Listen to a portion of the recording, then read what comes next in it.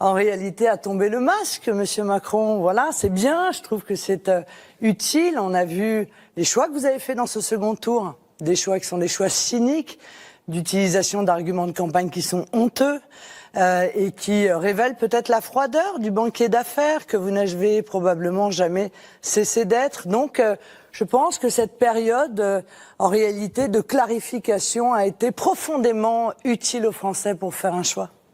C'est donc à vous, Emmanuel Macron, de nous donner votre état d'esprit à quelques jours du scrutin. Écoutez, vous avez démontré que vous n'êtes en tout cas pas la candidate de l'esprit de finesse, de la volonté d'un débat démocratique équilibré et ouvert. Merci pour cette belle démonstration que vous venez de faire, Madame Le Pen. Je ne m'attendais pas à autre chose. Moi, je ne vais pas vous dire que vous êtes la véritable héritière, non seulement d'un nom, d'un parti politique, du parti politique de l'extrême droite française, de tout un système qui prospère sur la colère des Français depuis tant et tant d'années.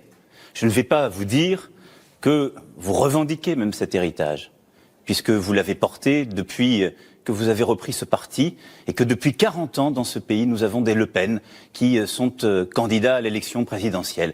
Parce que ça ne m'intéresse pas. Alors, vous allez continuer votre logorée, puisque c'est ce que vous faites à longueur de rassemblements et autres. La question qui est posée aujourd'hui à nos concitoyens, c'est de savoir s'ils veulent l'esprit de défaite que vous portez.